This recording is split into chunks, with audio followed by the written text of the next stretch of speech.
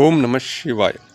ప్రియ ఆత్మబంధువులారా, ఈరోజు కులం అని మీరు కొట్టాడుకుంటుంటే మన సనాతన ధర్మం చాలా వరకు నాశనం అయిపోవచ్చు కాదు.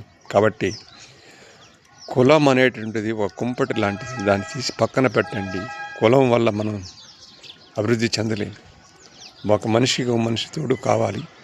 ఆ మనిషికి తోడై మనం సహజీవనం చేయాలి. అంతేగాని కులం అనేటువంటి ఒక దారిద్ర్యమైనటువంటి ఒక కుంపటితో మనం జీవితాలను నాశనం చేసుకుంటున్నాం. అందరూ పుట్టి భూమి మీద జీవించిన తర్వాత అందరూ పలిచేది మట్టిలోనే. ఆ తర్వాత అందులోకి ఈ కుంపటిని పెట్టుకొని, కులం అనేటువంటి కుంపటిని పెట్టుకొని మనం ఎందుకు మనుషుల మధ్య విద్వేషాలు పుట్టిస్తున్నాం? ఒక్కసారి ఆలోచించండి. ఎవరి ఏది కులమైనా ఉండేది రక్తం ఒకటే. కాబట్టి ఈ యొక్క మానవులలో కుల అనేటి దాన్ని ఎత్తి చూపకండి.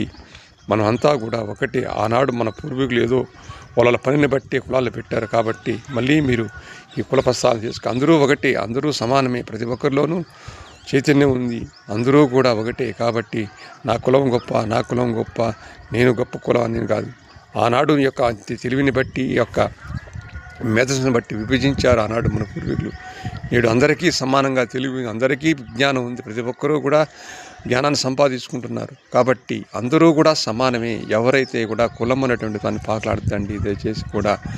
ఇంకోటి ఏమరంటే, ఇంకా రాబోయే కాలాల్లో అమ్మాయిలు తక్కువై రకరకాల కులాల్లో పెళ్లి చేసుకుంటున్నారు. తప్పులేదు.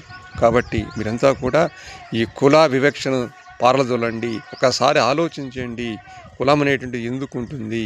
ఒకసారి చూడండి.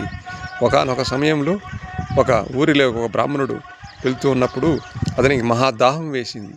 అప్పుడు ఆ కులం అడ్డు తగలకుండా అతను ఒక మాలవాడి ఇంట్లో స్నానం చేశాడు. ఒక దళితుడి ఇంట్లో నీరు తాగాడు. అప్పుడు ఆ దాహానికి ఆ కులం అడ్డు రాలేదు. కాబట్టి ఆ దాహం ఉన్నప్పుడు, నీ ఆహారం ఆకలిగా ఉన్నప్పుడు అది ఎక్కడి నుంచి వచ్చింది, ఎవరు చేశారు అనేటటువంటి ఆలోచన పెట్టుకోకుండా మనం తినేస్తాం. అంటే అక్కడ ఆకలి అనేటువంటిది కులాన్ని చూడదు. కాబట్టి నీకు ఆహారంగా ఆకలిగా ఉన్నప్పుడు ఎవరు చేసినా సరే తినేస్తాం. అక్కడ లేదు కులం, మళ్ళీ బయట వచ్చిన కులం ఉంది. కాబట్టి కులాన్ని ఎవరు పట్టించదు. మనమంతా కూడా మన హిందువులమే. సనాతన ధర్మాన్ని ప్రకారంలో అందరూ కూడా సమానులే. ప్రతి ఒక్కరికి 2 కాళ్ళు, 2 చేతులు, 2 కళ్ళు ఉన్నాయి. మనం వివిధ రకాలైనటువంటి వేరు అవయవాలతో జన్మించలేదు. నీకున్న అవయవాలు వేరు, నాకున్న అవయవాలు వేరని పుట్టలేదు. అందరికీ 2 కాళ్ళు, 2 చేతులు, 2 కళ్ళు, ముక్కు, అన్ని అవయవాలు ప్రతి మానవునికి సమానంగా ఉన్నాయి.